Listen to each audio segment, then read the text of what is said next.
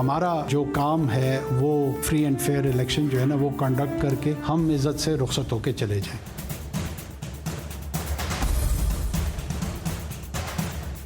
London آئے ہوں پاکستان کے حوالے سے بات کرنا یہاں پر مناسب نہیں ہے. السلام علیکم. نیوز بیٹ کے ساتھ میں ہوں عمران ثناء اللہ. اس پروگرام کی مستقل میزبان پارس جہاں زیب چھٹی پر ہیں. ان کی غیر موجودگی میں اس پروگرام کی میزبانی کی ذمہ داری میرے ذمہ ہے. ہر آنے والے دن پاکستان کے لیے نئی مشکلات لے کر آ رہا ہے.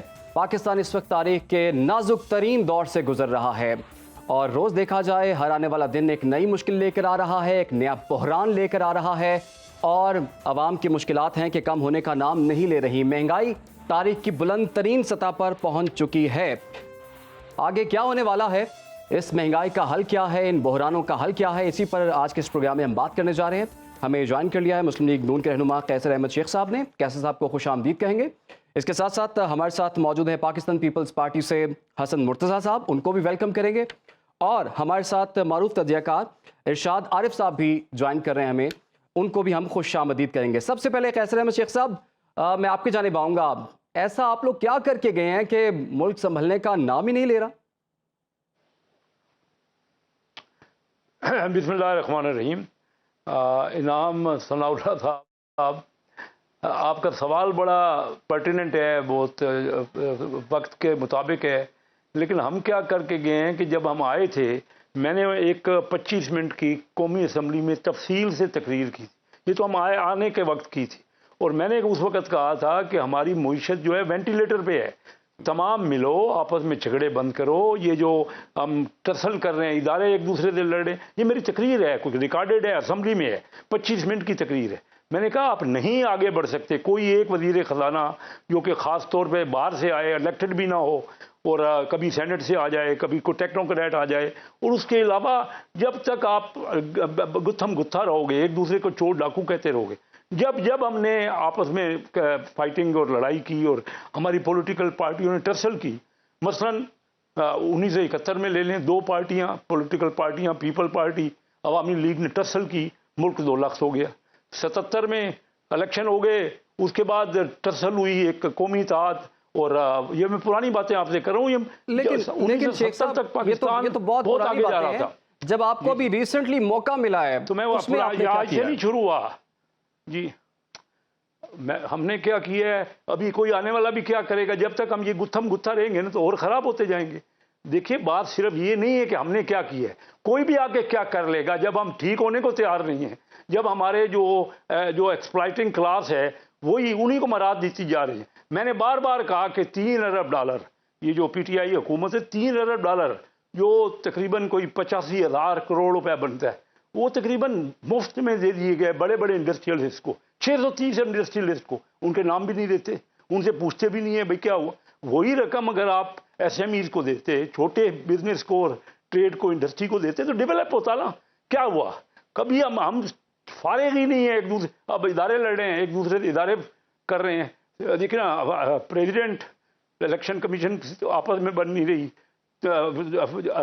جو ہماری عدالتیں ہیں ان میں ایک عدالت تو دوسرے عدالت کا اختلاف رائے ہے. تو آپ مجھے بتائیے کہ کس جگہ ہم یہ آگے بڑھنے کے ہیں. ایک وقت تھا کہ دنیا ہماری مثالیں دیا کرتی تھی. ٹھیک ہے, پرانی باتیں ہیں. تو جب سے یہ کوئی آج کا معاملہ نہیں ہے.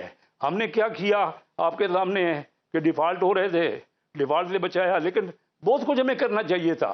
ہم نے بھی کوئی کمال نہیں کیا. لیکن شیخ صاحب آپ کا تو یہ دعویٰ ہے کہ آپ نے اپنی سیاست نہیں بلکہ ریاست بچائی, لیکن غریب بھی تو مر ہی گیا نا. جتنی مہنگائی آپ لوگ کر کے گئے ہیں, اور لگ یہ رہا تھا کہ آپ نے ڈیفالٹ سے بچا لیا, آگے آنے والے دن بڑے سکون والے ہیں عوام کے لیے, لیکن ایسا ہو نہیں پایا. آپ سمجھتے ہیں یہ آپ کی رسپانسبلٹی تھی؟ بالکل رسپانسبلٹی تھی اور ہو بھی نہیں پایا. میں فلی ایگری کرتا ہوں. میں پہلی بار نہیں کہہ رہا. میں تو دیکھیے میں 30 سال پہلے اپنا میں Karachi chamber of commerce industry کا پریزیڈنٹ رہا ہوں آج سے 37 سال پہلے.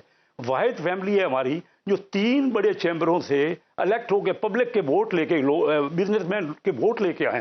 پھر میں 3 بار MNA بنا ہوں. میں نے کہا کہ جب تک میں اس فورم پہ نہیں جاؤں گا جہاں پالیسیز بنتی ہیں, मैं क्या करूंगा लोगों के लिए? मैं डॉक्टर महबूब हक साहब के साथ काम किया और मुझे पता है, लेकिन जब मौका ही किसी ने नहीं देना, जब जो बजट या जो फाइनेंशियल मैटर कौमी असम्बली में होते हैं, इलेक्टेड लोग करते हैं, आज तक कोई कौमी असम्बली में कितने बने पिछले 75-76 साल में?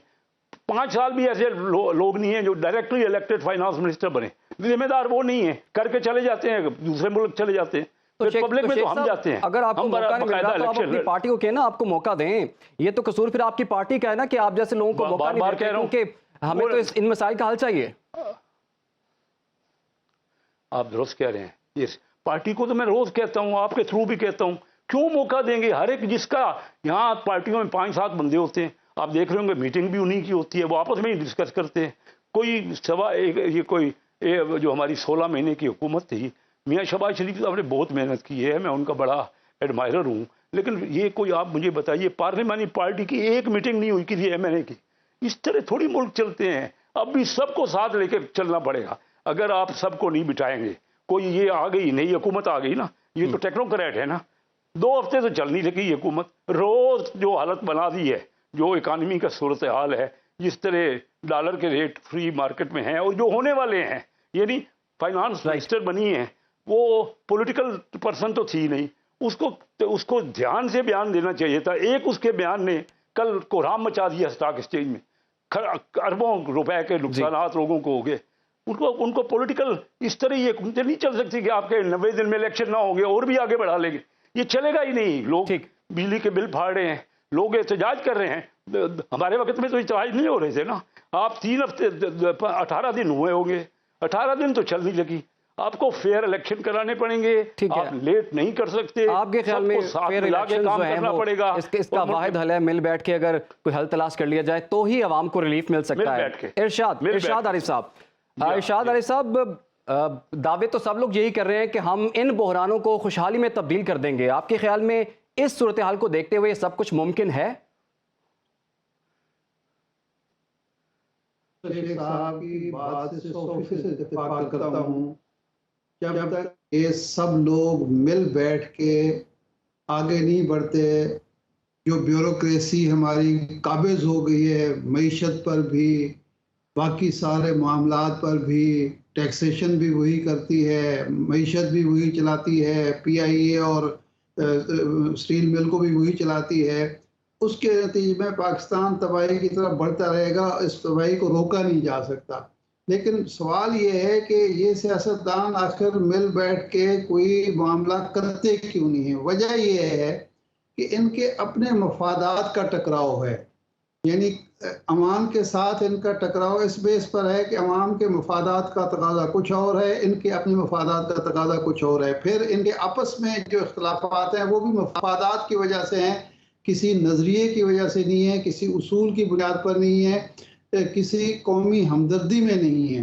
और तीसरी जो सबसे अहम वजह है वो ये है कि आज तक हमने यही सुना कि ये सख्त फैसले करने पड़ेंगे। सख्त फैसला हमेशा जो भी होता है अवाम के लिए सख्त होता है, इनके लिए नरम होता है।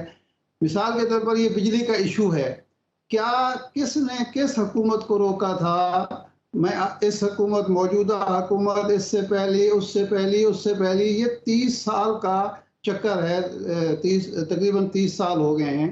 30 साल से ये चक्कर चल रहा है कि आपने जो कैपेसिटी चार्जेस माने थे, 2 दफ़ा इन माहदों को रिन्यू किया जा चुका है। दोनों दफ़ा, एक दफ़ा मियां नवाज शरीफ के दौर में और एक दफ़ा परवेज़ मुशर्रफ के दौर में। ये कैपेसिटी चार्जेस का इशू आपने क्यों नहीं ख़त्म किया? ये जो टैक्स पर टैक्स लगा हुआ है, आपने बिजली के बिल को टैक्स कलेक्शन का जरिया बना लिया है, ये क्यों नहीं ख़त्म किया? आपने जो ओवर बिलिंग होती है हर दफ़ा कंपनियां करती हैं और आप दे देते हैं, और जो ओवर इन्वाइसिंग हुई है उसकी ऑडिट क्यों नहीं हुई, क्यों नहीं करते? ये कोई भी नहीं करता। इसलिए कि इनके घर पूरे हो रहे हैं, इनके मफादात पूरे हो रहे हैं, तमाम जाएं जहन्नम में।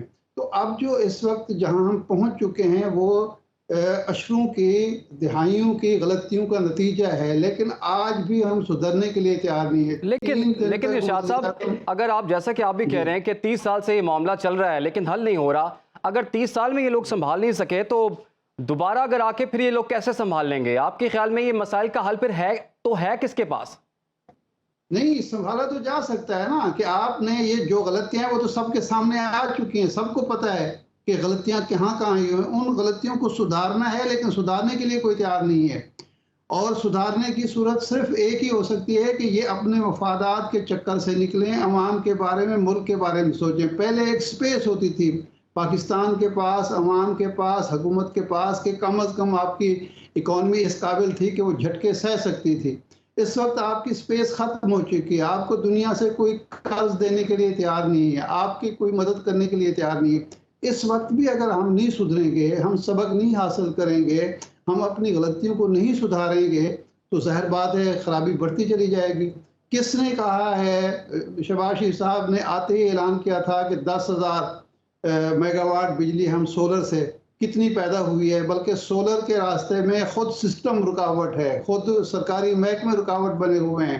باقاعدہ حکومت کو مشورے دیے جا رہے ہیں کہ جناب سولر کا سسٹم اگر آپ لائیں گے تو ہمارے جو موجودہ سسٹم چل رہا ہے، جیسے بیوروکریسی کی عیاشی ہو رہی ہے، سیاستدانوں کی عیاشی ہو رہی ہے، ہم تو تباہ ہو جائیں گے۔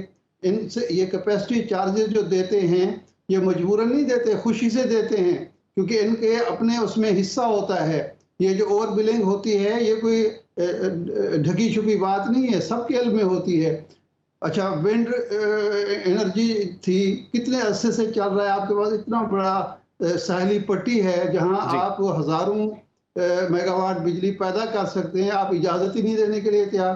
لوگ انویسٹمنٹ کے لیے تیار بیٹھے ہیں، آپ اجازت ہی دینے کے لیے تیار نہیں ہے۔ چلو جی، وہ کالا باغ ڈیم تو سیاست کی نظر ہو گیا، یا بڑے ڈیم آپ نہیں بنا سکتے، آپ کے پاس فنڈز نہیں ہیں، لیکن جن شعبوں میں لوگ انویسٹمنٹ کے لیے تیار ہیں آپ وہ بھی اجازت نہیں دے رہے۔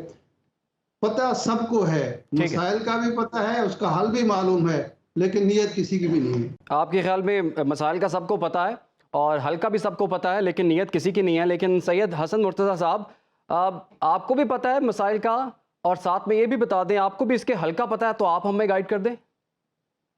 عمران صاحب بہت شکریہ جی، میں دونوں معزز مہمانوں کی، میرے لیے بڑے ہی قابل احترام ہیں۔ شیخ صاحب میرے ضلع سے ہیں اور ارشاد صاحب بھی بڑے قابل احترام ہیں۔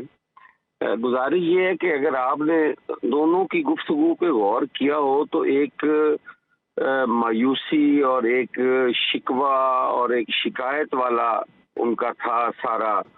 مجھے سمجھ نہیں آئی کہ اگر شیخ صاحب بھی یہ بات کہتے ہیں کہ یہاں ٹیکنوکریٹس آتے ہیں اور وہ کس نے لانے ہیں؟ وہ ہم نے لانے ہیں نا جی۔ سب سے پہلے تو ہم اپنی ذمہ داریاں فکس کریں کہ ہماری ذمہ داری کیا ہے، ہم نے کیا کرنا ہے۔ کیا یہ سارا ملبہ سیاست دانوں پہ گرنا ہے؟ کیا یہ بیوروکریسی پہ گرنا ہے؟ یا یہ عوام پہ گرانا ہے جو اکثر ہم گراتے رہتے ہیں؟ یا یہ فوج پہ، جوڈیشری پہ؟ ہم تو آج تک اس چیز پہ کلیئر ہی نہیں ہو سکے کہ یہ غلطی گناہ ہے کس کا۔ ابھی جیسے ارشاد صاحب کہہ رہے تھے کہ بیوروکریٹس اور سیاستدانوں کے اپنے اپنے مفادات ہیں، میں سمجھتا ہوں کہ بجلی کی قیمت بڑھنے میں یا اوور بلنگ میں سیاستدانوں کو کیا فائدہ ہے؟ کیا کسی سیاستدان کو بھی یونٹ فری مل رہے ہیں؟ کیا کسی ایم این اے، ایم پی اے کو یا سینیٹر کو فری یونٹس مل رہے ہیں؟ ہمیں نہیں پتا کہ فری یونٹس کہاں جا کے کنزیوم ہو رہے ہیں اور کون ان کا کنزیومر ہے۔ ہم کیوں نہیں ان پہ وہ بات کھل کے کرتے کہ آپ نے اگر اپنے امپلائیز کو مفت بجلی دینی ہے تو اس کا بل ملبہ ہمارے پہ کیوں ڈالتے ہو عوام پہ؟ ہم بات نہیں کرتے، ہم ملی جلی بات کر دیتے ہیں کہ جی سیاستدان اور بیوروکریٹ۔ ہمیں سب کو اپنی اپنی ذمہ داریوں کا احساس تو حسن مرتضیٰ صاحب دیکھیں، یہ پالیسی تو آپ لوگوں نے بنانی ہے نا، آپ اسے ختم کر دیں۔ آپ نے کیوں نہیں ختم کیا اس کو؟ میں تو یہی بات کہہ رہا ہوں نا جی، کہ اگر شیخ صاحب یہ کہیں کہ جی وزیر نہیں بنتے جی، وہ ٹیکنوکریٹس آتے ہیں، امپورٹڈ لوگ ہوتے ہیں، باہر سے آ جاتے ہیں، تو ہم یہ بات کس کو کہہ رہے ہیں؟ یہ تو ہم نے کرنا ہے نا جی، یہ ہماری ذمہ داری ہے۔ ہم عوام کو اب لالی پاپ نہیں دے سکتے جی، ہم نے ایک طرف بات کرنی ہے، ہم عوام کے ساتھ ہیں یا ہم اپنے ان مفاد پرست لوگوں کے ساتھ ہے، یہ چیز ہمیں ڈیفائن کرنے کی ضرورت ہے جی۔ कौम आज भी हमारे साथ है, लेकिन कोई लीडर उनके साथ निकल कर बात तो करे, कोई उन्हें गारंटी तो दे कि यार आपके 6 महीने मुश्किल हैं, 1 साल मुश्किल है, उसके बाद इंशाल्लाह बेहतरी आएगी। लेकिन हसन मुर्तज़ा साहब, ये तो हर कोई आके यही कहता है कि इस वक्त नाजुक दौर से गुजर रहे हैं तो हम इस मामले को हल करके जाएंगे, लेकिन जाते हुए फिर ये कह जाते हैं कि पिछली गवर्नमेंट ने इतनी ख़राबी कर दी कि हम ये मुमकिन हो नहीं सका हमसे। अभी भी सूरत हाल यही है, जितनी गवर्नमेंट्स गुजरी हैं वो IMF को राज़ी कर रही हैं, लेकिन अवाम को कोई राज़ी नहीं करता, अवाम की कोई वक़्त नहीं है किसी के पास। इमरान साहब, अफसोस ये है कि हम सारे कहते हैं कि पाकिस्तान नाजुक मरहले से गुजर रहा है, हालांकि शुक्र है पाकिस्तान किसी नाजुक मरहले से नहीं गुजर रहा, अवाम नाजुक मरहले से गुजर रहे हैं। हम लीडर आज तक उन्हें कोई रोड मैप दे ही नहीं सके। हम उन्हें कहें ना कि 1 साल तुमने पेट पे पत्थर बांधने हैं, शायद अवाम हमारी बात मान के वो 1 साल निकाल ले, लेकिन ये कौन गारंटी देगा कि 1 साल के बाद हालात ठीक हो जाएंगे। हम 15 महीने की जो गवर्नमेंट थी हमारी, हम उसमें शामिल थे, पाकिस्तान पीपल्स पार्टी, हमने उनको 15 महीने में ये चीज बताई ही नहीं है कि यार हमने आपकी वजह से अपने गैर तरक्याती अखराजात खत्म कर दिए हैं। मैं प्रेसिडेंसी या प्राइम मिनिस्टर हाउस में मैं लॉन में सो रहा हूं, मैंने अपनी हर चीज बंद कर दी है, यार आप भी बंद कर दो। हमें तो लाइन लॉसेस भी आवाम से हम तो वसूल कर रहे हैं जी। तो हम कहाँ पे खड़े हैं? हमें अपने आप को ठीक करने की जरूरत है, बाकी सारी चीजें खुद इंशाअल्लाह ताला ठीक होंगी। हम जब खुद ही ठीक नहीं हो रहे तो हमने क्या करना है? हम ये टॉक शोज में आते हैं, अपनी अपनी जमातों को हम डिफेंड करते हैं, पॉइंट स्कोरिंग करते हैं, यहाँ से हम चले जाते हैं। हालात जो है वो अवाम के खराब हैं, मुल्क को कुछ भी नहीं है, मुल्क ठीक है। जिनका मुल्क है ना वो उसे बेहतर अंदाज में चला रहे हैं और बेहतर अंदाज में उसमें हुकूमत कर रहे हैं। गरीबों का कुछ नहीं हो रहा, गरीब नाजुक दौर से गुजर रहा है, हमें उनके साथ खड़े होने की जरूरत है। हमें वो तमाम तर इकदामात जो हैं वो करने की जरूरत है जो हम नहीं कर पा रहे। हम अपना सरकारी स्कूल का जो सिस्टम है उसको अपग्रेड नहीं करते। हमारा किस वजीर का, किस MNA का, किस MPA का बच्चा जो है वो टाटों वाले स्कूल में पढ़ रहा है। हम बात करते हैं जी एक निसाब होगा जी, हम गरीबों के खादिम हैं। कहाँ पे हम खादिम हैं?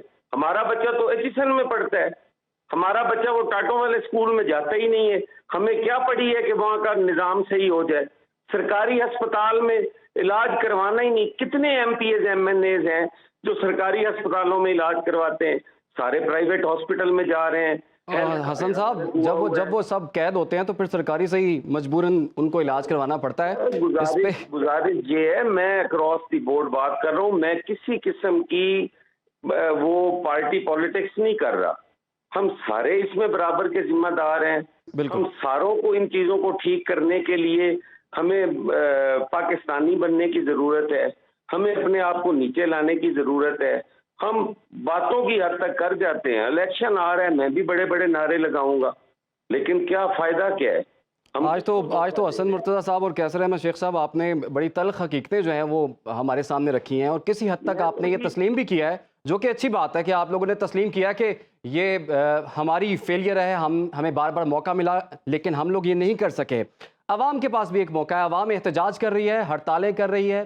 क्या हड़ताल और एहतजाज रंग लाएगा, और क्या निगरान गवर्नमेंट के पास जो है वो कोई रिलीफ का ऑप्शन मौजूद है? हम इस पर बात करेंगे। फिलहाल हमें छूट लेनी है, ब्रेक। आप लोग हमारे साथ। Welcome back. शेख साहब, ब्रेक में जाने से पहले बात हो रही थी कि निगरान हुकूमत जो है वो क्या कर सकती है। हम देख रहे हैं कि निगरान हुकूमत की निगरानी में ही पेट्रोल की कीमतें भी बढ़ गई, बिजली की कीमतें भी बढ़ गई, और 22 रुपये तक जो हमने देख लिया, डॉलर भी जो है वो रुपया डी वैल्यू हो गया। तो निगरान की निगरानी में सब कुछ हो रहा है, आपके ख्याल में निगरान को रिलीफ भी दे सकता है या नहीं? जी इनाम साहब, हकीकतन निगरान, हमारे आईन में निगरान की तो कोई पावर नहीं है। उसका काम तो ये है कि इलेक्शन को फ्री कराए, असिस्ट करे इलेक्शन कमीशन को। तो अब इतने लंबे अरसे के लिए निगरान हुकूमत आएगी, ये कह रहे हैं फरवरी के एंड में इलेक्शन होंगे, यानी 6 महीने फर्दर होंगे। तो निगरान हुकूमत, ये तो मुल्क तो बुरान से बुरान में चला जाएगा, क्योंकि यहाँ कोई फैसला करने वाला कुव्वत ही नहीं होगी, ये पता नहीं चल रहा कि पाकिस्तान चला कौन रहा है।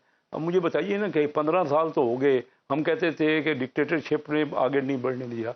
अब 15 सालों में तो सब पार्टियों को, जो 3 बड़ी पार्टियां हैं, उनको मौका मिला। 4 साल पीटीआई रही यहाँ पे हुक्मरान, 5 साल पीपल पार्टी रही, और अगर ये साल मुस्लिम लीग के कोटे में डाल दें तो 6 साल मुस्लिम लीग रही। रिजल्ट क्या हुआ? 15 साल पहले का पाकिस्तान, 15 साल बाद का पाकिस्तान।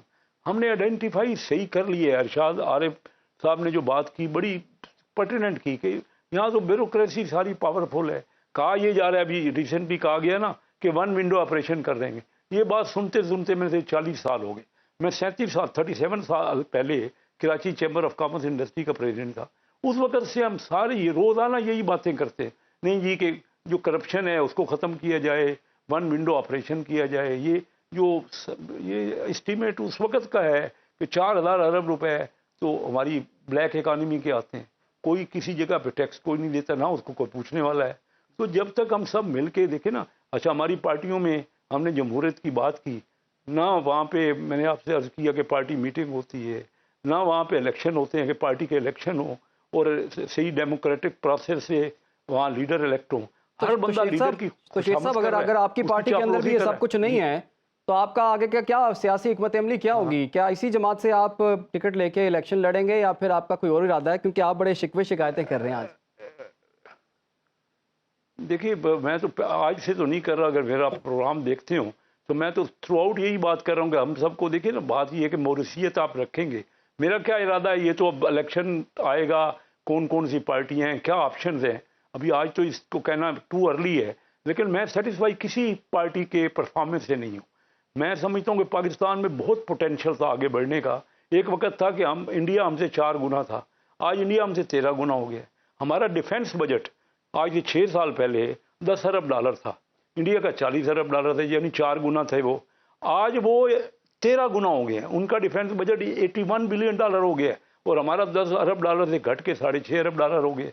और फिर हम रोज़ कुर्बानियाँ दे रहे हैं, वो शहादतें दे रहे हैं। हम उनको प्रॉपर अप्रिशिएट भी नहीं करते, ना उनको एडमायर कर रहे हैं। इस तरह की कौमें आगे नहीं बढ़ा करती।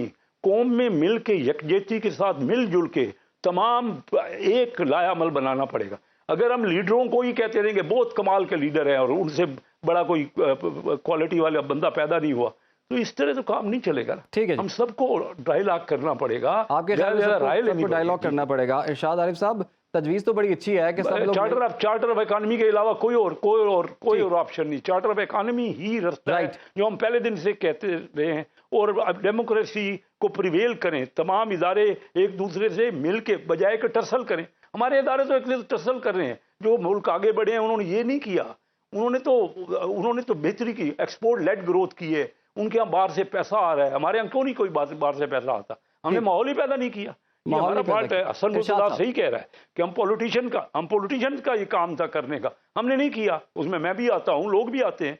नहीं, हम जो अपने अपने हिस्से का काम करना चाहिए था। शेख साहब मौका दीजिएगा। इरशाद साहब, तजवीज़ तो बड़ी अच्छी है कि सब मिल बैठ के फैसला करें। इनको मौका भी मिला, 13 जमातों का इत्तेहाद भी बन गया, लेकिन जो अपनी पिक एंड चूज़ करके जो उन्होंने काम करने थे, बिल्स पास करने थे, कानून साजी करनी थी, वो तो कर ली, लेकिन जो असल काम था वो नहीं कर पाए। और निगरान हुकूमत से ये एक्सपेक्ट करना कि निगरान हुकूमत कुछ डिलीवर कर जाए, और जैसा कि शेख साहब भी कह रहे थे कि निगरान हुकूमत के पास तो वो पावर्स नहीं है, लेकिन हमने देखा है कि जो असल हुकूमत से ज़्यादा स्टेबल निगरान गवर्नमेंट भी हमें नज़र आई है। पंजाब की देख लें या केपी की देख लें, क्या कहते हैं आप? नहीं, स्टेबल तो बिल्कुल नहीं है, बेड़ा गर्क कर दिया इन्होंने। 18 दिन में जो कुछ हुआ है इसको स्टेबिलिटी तो नहीं कहते ना जी। डॉलर की जो हालत है, उसके बाद पेट्रोल की कीमतें जिस तरह बढ़ाई गई हैं, 2 दफ़ा बढ़ाई जा चुकी हैं, उसके बाद बिजली का जो सूरत हाल है, लोग सड़कों पर निकल चुके हैं। स्टेबल इस हवाले से कि इनको कोई हिला नहीं सकता, इनको कोई गिरा नहीं सकता। नहीं, ये तो किसी भी आमिर को जो है नहीं हिलाया जा सकता, तो इसका मतलब ये है कि वो स्टेबल है। ऐसी बात नहीं है। देखें, ये शेख साहब तो इंडिया की बात कर रहे हैं, लोग बांग्लादेश की मिसाल देते हैं। मैं एक ऐसे मुल्क की मिसाल देने लगा हूँ जिसका नाम सुन के मुझे तो जब सारा कुछ मैंने पढ़ा तो शर्मिंदगी महसूस हुई। 85 में 3 रुपए 3 इथोपियन जो बिल था उसका 1 रुपया होता था। आज आपको इल्म है कि इथोपिया की करेंसी और पाकिस्तान की करेंसी में कितना फ़र्क है? एक बिर जो इथोपियन है वो 6 रुपए पाकिस्तानी का है, और इथोपिया एक दुनिया जहान में, सारी दुनिया में एक अलामत समझी जाती थी गुर्बत की, अफलास की, लड़ाई झगड़े की। एरिट्रिया के साथ जंग चल रही थी। उनके जो चैनल्स पे और अखबारात में बच्चों की तस्वीरें छपती थी तो वहशत होती थी कि ये इंसान है, इंसान के बच्चे हैं, हड्डियां निकली होती थी। आज वो एक खुशहाल मुल्क है। क्या हुआ? 2005 में वहाँ इलेक्शन हुए। ये तय हुआ कि आइंदा इस मुल्क में जमहूरियत होगी, और जिस शख्स को, जिस जमात को अवाम मुंतखब करेंगे उसे हुकूमत करने दी जाएगी, कोई रुकावट नहीं डाली जाएगी। अगला इलेक्शन जो होगा ना वो मैनेज होगा, ना एक्सप्लाइट होगा, ना उसमें कोई पसंद नापसंद होगी, किसी किस्म की पॉलिटिकल इंजीनियरिंग नहीं होगी। जब हुकूमत आई, मुंतखब हुकूमत आई, तो उसने एक बड़ा फैसला किया। फैसला ये था कि कुल बजट का 25% तालीम पर खर्च किया जाएगा। उस 25% में से 50% प्राइमरी एजुकेशन और 50% हायर एजुकेशन। उस वक्त के जो वजीर आजम थे उन्होंने एक फार्मूला दिया 70-30 का, कि जो कुल बजट है उसका 70% साइंस और टेक्नोलॉजी पर खर्च होगा, साइंस और टेक्नोलॉजी की तालीम पर होगा, और 30% जो है वो सोशल एजुकेशन पर होगा। उसके नतीजे में फिर उन्होंने एक डैम बनाया। वो डैम नील पर अफ्रीका का सबसे बड़ा डैम है। उसकी मुखालफत सूडान भी कर रहा था, उसकी मुखालफत मिस्र भी कर रहा था, उसकी मुखालफत अमेरिका भी कर रहा था।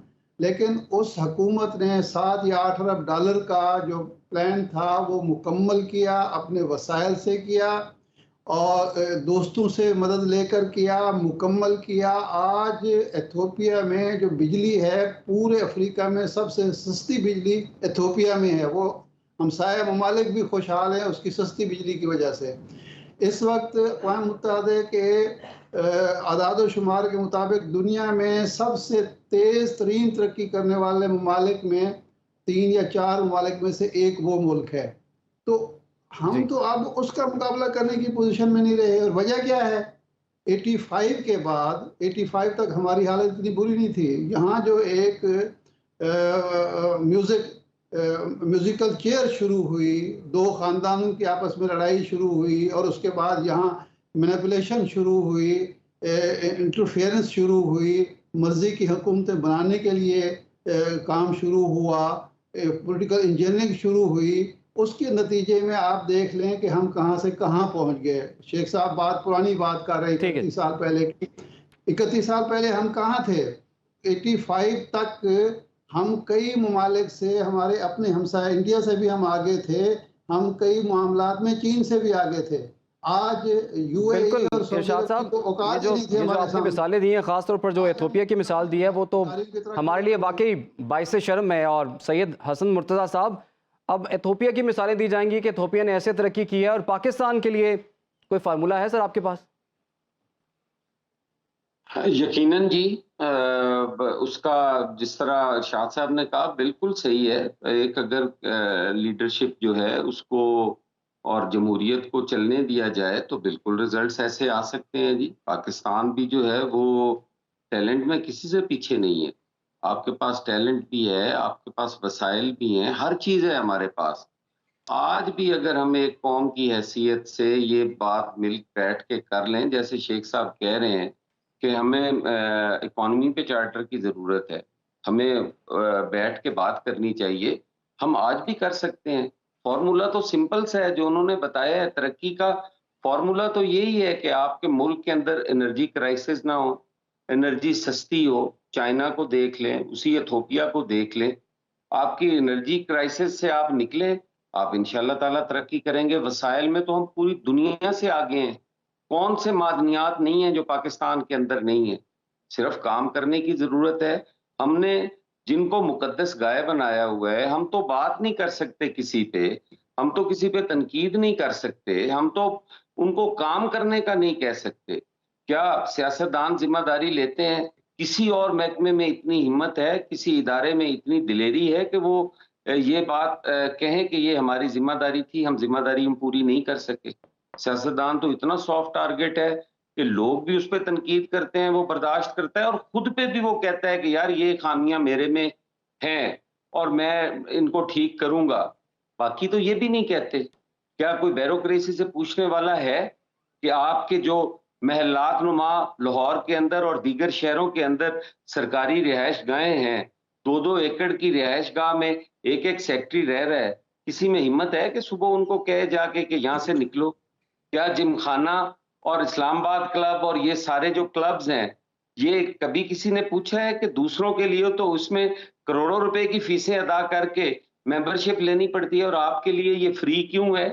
کبھی کسی میں جرت ہی نہیں ہوئی, بلکہ ان کا دل کرے تو کسی کو ممبر بھی بننے دیں. وہی حال ہماری فوج کے ساتھ ہے. لیکن حسن صاحب یہ خود سے تو کوئی نہیں کر رہا نا اپنے لیے. یہ سیاستدان ہی جب آتے ہیں تو وہی ایسی کوئی پالیسی بناتے ہیں, یہ فرض تو آپ کا ہی بنتا ہے نا. جو حکومت میں آتا ہے میرا فرض بنتا ہے عمران صاحب, میرا فرض بنتا ہے, لیکن آپ کا بھی یہی فرض بنتا ہے. آپ بھی اس سوسائٹی کا حصہ ہیں اور ایک پلر ہیں اس سوسائٹی کا, اس سسٹم کا ایک پلر ہیں آپ طاقت ہیں اس ملک کے اندر. آپ کی وجہ سے انقلاب آئے, آپ لوگوں نے جمہوریت کی بحالی کے لیے قربانیاں دی. بالکل حسن صاحب, ہم بھی یہی کہتے ہیں کہ جتنی بھی بیوروکریسی ہے, یہ اے سی ہے, ڈی سی ہے, ان کو بھی نارمل لوگوں کی طرح رکھا جائے, ان کی بھی سیلریز ویسی ہوں, ویسی مراد ہوں. کو کہنے کی کرنے کی ضرورت ہے, وہاں پہ آپ کی بھی ضرورت ہے, آپ کی بھی ذمہ داریاں ہیں. ہم آپ کی قربانیوں کو بھی سلام پیش کرتے ہیں. یہ قطعاً نہیں ہے کہ آپ نے قربانیاں نہیں دی ہیں, لیکن ہم یہ سوچ لیں کہ ہم نے اپنے حصے کی قربانی دے لی ہے, اب ذمہ داری ہماری نہیں ہے. اب بھی ہم سب کی ذمہ داری ہے. فی الحال تو حسن صاحب یہ لگ رہا ہے کہ جو اصل قربانی ہے وہ ہمیشہ ہماری عدلیہ کو بھی جواب دہ ہونا چاہیے, ہمارے سیاستدانوں کو بھی جواب دہ ہونا چاہیے, اور سول سوسائٹی دیگر لوگوں کو بھی جواب دہ ہونا چاہیے. بالکل صحیح کہا آپ نے, سب کو جواب دہ ہونا چاہیے. قیصر احمد شیخ صاحب, الیکشنز آگے آنے والے ہیں اور حلقہ بندیوں کی کچھ ڈیٹ بھی پیچھے آ گئی ہے, 30 نومبر 2023 تک اس کی اشاعت بھی کر دی جائے گی. الیکشنز کا ماحول بن رہا ہے, لیکن آپ کی لیڈرشپ جو ہے وہ ابھی تک واپس نہیں آ رہی, کیونکہ دعوے تو آپ لوگ یہ کر رہے ہیں کہ بحرانوں کو ترقیوں میں بدلنا ہے, خوشحالی میں بدلنا ہے, تو نواز شریف صاحب نے بدلنا ہے. تو اگر اتنا ہی آسان ہے تو ان کو بلائیں, ہمارا مسئلہ حل کریں آپ لوگ. ہم تو چاہتے ہیں جی میاں نواز شریف صاحب آئیں. وہ ایک ایسے لیڈر ہیں جن کو جن کے مقبولیت ہے, اور ہم سمجھتے ہیں کہ جلد آئیں گے. لیکن بات صرف یہ ہے کہ مجھے تو ابھی الیکشن نظر نہیں آ رہے. ابھی تو الیکشن خود یہ کہہ رہے ہیں فروری کے اینڈ میں, تو اس کو تو 6 مہینے ہیں. 6 مہینے کی کمپین تو کوئی بھی نہیں کر سکتا, نہیں تو بہت بڑی کمپین ہوتی ہے. تو حسن نے ساری جو باتیں کی ہیں صحیح کی ہیں کہ سب ہم کو ماننا پڑے گا, ہمیں سب اداروں کو. یہ ون سائیڈڈ صرف سیاستدان کو ہی متون نہ کریں نا, ہم اسی کو وہ مخالفت کرتے ہیں. کل ایک آنریبل جج نے سپریم کورٹ کے, انہوں نے کہا کہ ہم 17 ان الیکٹڈ ججز ہیں, اور ہم عوام کے 240 ملین لوگوں کے الیکٹڈ جو پارلیمنٹ ہوتی ہے, جو وہ قانون بنا رہے اس کو ختم کر دیتے ہیں. تو یہ کیا ہے؟ تو یہ ہمارے ملک میں کئی پرابلمز ہیں. ہمیں سب کو مل کے کوئی نہ کوئی فیصلے کرنے پڑیں گے, نہیں تو یہ جاری رہے. جس کا جہاں دل کرتا ہے وہ کرے. ایک آج کورٹ نے چھوڑ دیا پرویز الہی صاحب کو, پھر ان کو پکڑ لیا گیا. اب بات چھوڑنا ٹھیک تھا یا پکڑنا ٹھیک تھا, کیا ہم کمنٹ کر سکتے ہیں؟ دیکھیے یہ سب فیصلے ہونے پڑیں گے. ہمارے ملک کی ڈائریکشن ہمیں تعین کرنی پڑے گی. اپرچونٹی ہے. دیکھیے میں آپ کو بتاؤں, ہمارا ریجن, ارشاد عارف صاحب نے بات کی, مجھے بڑا اچھا لگا. ہمارے ریجن میں ترقی ہو رہی ہے اس وقت. دنیا کی 50% ترقی چائنا اور انڈیا 2 ملکوں میں. اگلے آنے والے سالوں کی پروجیکشن یہ ہے کہ دنیا کی آدھی ترقی جو گروتھ ہوگی وہ ان 2 ملکوں میں ہوگی, اور باقی آدھی گروتھ 180 ملکوں میں ہوگی. ہمارے ساتھ کے نیبر ہیں. ہمارے دنیا بڑی سے بڑی انویسٹمنٹ آ رہی ہے انڈیا میں اور بنگلہ دیش میں. آپ دیکھ رہے ہیں ہمارے یہاں کوئی پیسہ لے کے آتا نہیں. ہم نے ماحول ہی نہیں بنایا. کیا وجہ؟ ہمارے یہاں لا اینڈ آرڈر صورتحال ہی ہم اسی لیے نپٹ رہے ہیں کوئی پچھلے 30-40 سال سے. ہم ایسا ماحول بنائیں گے کہ باہر کا لوگ یہاں پہ آئیں گے, ٹیکنالوجی آئے گی. ایک آئی ٹی لے لیجیے, آئی ٹی ہے, وہ کیا مشکل تھا. आईटी को हम फरोग देते, इंडिया पता नहीं कितनी 100, 150, 200 बिलियन की एक्सपोर्ट कर रहा है और हम 2-2.5 अरब डॉलर की एक्सपोर्ट कर रहे हैं। अब आप अंदाजा कीजिए कि king Edward college, NAD college और डाउ मेडिकल कॉलेज पाकिस्तान जो बनने आपने से कहा पहले कि हमें माहौल बनाना होगा, तो ये माहौल बनाने में रुकावट क्या है फिर? कौन नहीं बनाने दे रहा? माहौल बनाने में यही रुकावट है जो हम आपस में झगड़े। हमें जातियात पे हम लड़ पड़े। हम कहते हैं कि मैं वो चोर डाकू है और हम बिल्कुल ठीक ठाक हैं। हर एक का ये सबको बिठाना पड़ेगा। जो भी देखिए, मुल्क सबका है, पाकिस्तान सबका है हमारा। ये सब अगर ये फिजा बन जाएगी, कैसे लोग बाहर आएंगे जब आपस में हम लड़ रहे हैं? आपने देखा कभी किसी देहात में या किसी जगह घर में अहम नुकता लड़ाई होती है, साहब आपने उठाया कि तो वहाँ आपसी लड़ाई को छोड़ना होगा एक बिगर पर्पस के लिए। इरशाद आरिफ साहब, इलेक्शंस होते हुए नजर आ रहे हैं आपको?